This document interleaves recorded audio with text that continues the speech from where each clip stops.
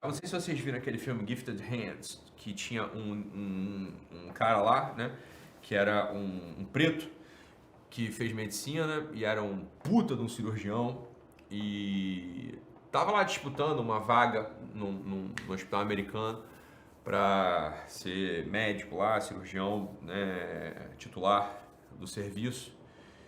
E ele tava disputando e papapá. O que acontece é o seguinte, chega num certo nível, né? Chega num certo nível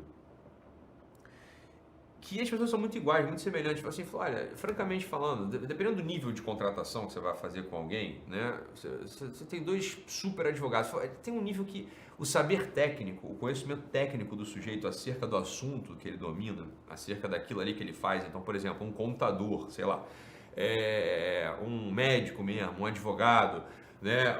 Uma pessoa que faz a finalização da parte artística. Olha, tem uma parte que chega num nível que é muito semelhante ao que os dois sabem. É muito semelhante. Como é que você faz a seleção dos sujeitos? Fala, os dois, porra, um fez faculdade em Harvard e outro em Cambridge. Outro fez a pós-graduação em Cambridge, outro em Harvard. Aí depois os outros fizeram pós-doc, né, na Europa. Depois, porra, é tudo igual, você tá entendendo? Não dá muito pra depois você decidir baseado só nos critérios técnicos. E aí, não sei se vocês lembram, nesse filme Gifted Hands, chega uma hora que, porra, eles já estão sendo peneirados, já não tinha mais diferença entre um e outro, né, entre os finalistas lá. E o médico, né, que é eu não lembro o nome dele, né, mas o médico preto, ele chega e entra no centro cirúrgico com o chefão lá, que era um tipo de prova que eles estavam fazendo, entra no centro cirúrgico com o chefão, e ele tá operando e o chefão bota uma música clássica para eles ouvirem enquanto eles estão fazendo a cirurgia. E assim que toca a primeira nota, o concorrente à vaga faz um comentário sobre a música, né? Ben Carson, é isso aí mesmo, obrigado por lembrar. Ben Carson. E aí o Ben Carson faz um comentário sobre a música, né? O chefão olha e se surpreende, fala, porra, esse sujeito tem um conhecimento que está para além do conhecimento técnico. Né? Ele tem um conhecimento que está para além do conhecimento técnico, porque o conhecimento técnico estava igual, os dois tinham, né? Os dois concorrentes, os dois disputantes da vaga tinham. Né? E aí o sujeito faz um comentário sobre uma música clássica e eles ficam ali conversando sobre a música clássica e é evidente que quem é selecionado para a vaga é o Ben Carson, que além de ter uma competência técnica extraordinária, tem um conhecimento que está para além do conhecimento requerido da sua área de competência. Isso, de certo modo, é a filosofia. Uma pessoa que não domine ou não tenha recursos de filosofia, de letras, de cinema, deixa eu falar pra você, é uma pessoa que fica pra trás. Muitas pessoas falam o seguinte, olha só, escuta aqui o que eu vou falar agora, que isso aqui é super importante.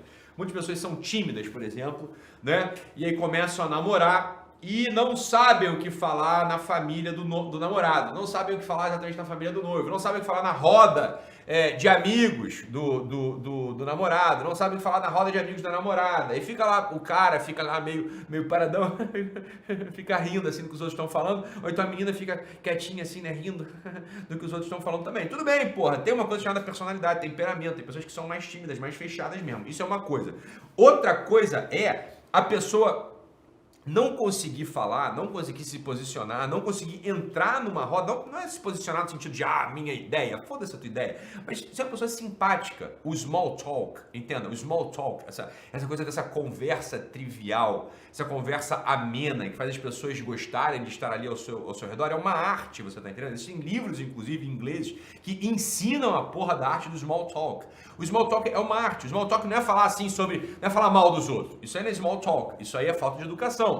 Mas tem o small talk que é uma arte de você falar, né, de ser simpático, vamos botar assim, de você fazer a vida dos outros mais agradável a partir de um encontro fortuito com você, tá? Então, existem coisas que a gente precisa de fato estar atento, não para o small talk. O small talk é, como quem diz o seguinte, é a primeira escada, é o primeiro degrau, por assim dizer, de uma escada ampla que leva até a transcendência, até a capacidade de você conseguir falar sobre as coisas mais importantes do mundo e da vida, né?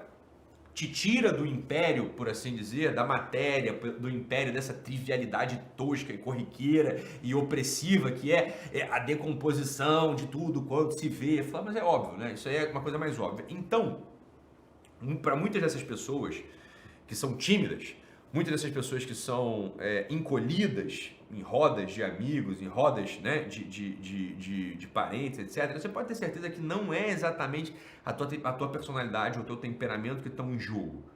Na maior parte das vezes o que está em jogo é que você não tem recursos. Não tem recursos. E o que é ter recursos? Entenda, a linguagem, por mais que você pense o contrário, a linguagem, ela não é algo espontâneo, né? Eu não nasço, né? Eu não venho à existência, minha mãe não me pare, né? Quer dizer, eu não saio lá das entranhas de minha madre, da minha mãe, já sabendo, por exemplo, compor sonetos como Camões. É óbvio que não. Eu choro, feito um bebê chorão.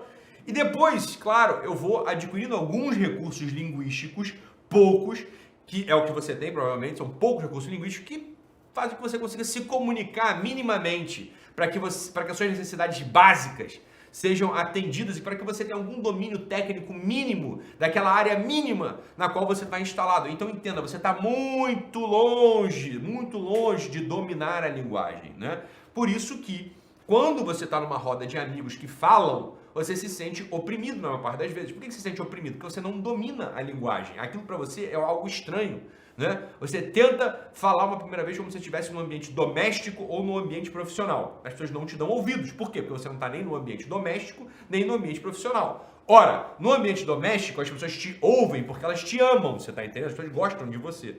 Né? Você é a queridinha, ou então você é a chatinha, você é a bubuduquinha, né? Do papaizinho. Então as pessoas ouvem você porque, bem, estão acostumados com essa sua chapa, com a sua lata, com a sua cara, né? Estão acostumados com a tua pele, com o teu timbre de voz. Você tem ali, claro, né, uma familiaridade. Essas pessoas te ouvem e tendem a te dar ouvidos, ou preste atenção no que você está falando, no ambiente familiar, no ambiente doméstico. No ambiente profissional, por outro lado, você está entregando algo útil para as pessoas, né? Um relatório, um diagnóstico, um desenho, um texto e assim por diante. Porra, num ambiente de bar, você não está entregando nada. Então entenda, você precisa de um domínio mínimo da linguagem, você precisa de repertório, caralho. Você precisa de repertório. E só o que te dá repertório, para que você seja uma pessoa que seja minimamente interessante, para que você fale e alguém te ouça, o que te dá repertório entenda, a filosofia, a literatura, o cinema, o conhecimento dessas coisas. Senão você não tem repertório, Flor. Entendeu? Então lá naquele filme que eu falei, Mãos Talentosas, entenda, os dois concorrentes finais que chegaram até a final para serem escolhidos lá para ser médico daquele serviço, ambos tinham igualmente os mesmos recursos técnicos profissionais da utilidade. Quando os dois são igualmente excelentes, o que significa que não faz diferença nenhuma, um é igual ao outro, é como se não fosse nada.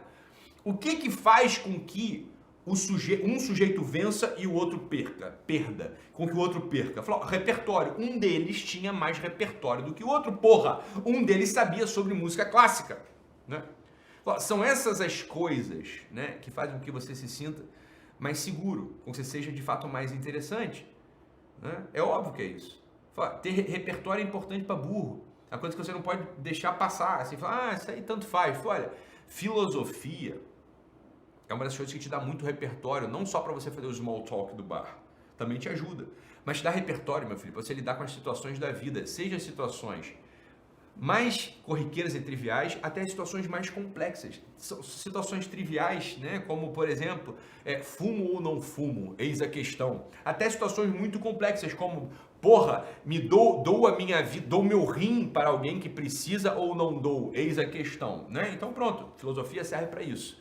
Literatura. Bem, literatura serve para algumas coisas também, não vou falar sobre literatura aqui agora, não é o assunto da live que eu pretendo hoje. O assunto da live que eu pretendo hoje é você fazer com que você entenda isso. Repertório é importante se você quiser ser uma pessoa. Por quê? Porque linguagem, expressão verbal, seja oral ou escrita, ela não é como um espirro, ela não é uma diarreia, ela não é uma caganeira que vem do seu interior espontaneamente, de repente, né, marca todo aquele vaso sanitário, né, deca e fica ali com a sua impressão. Não é assim, porra. Você tá entendendo? Linguagem precisa de esforço, precisa de exercício.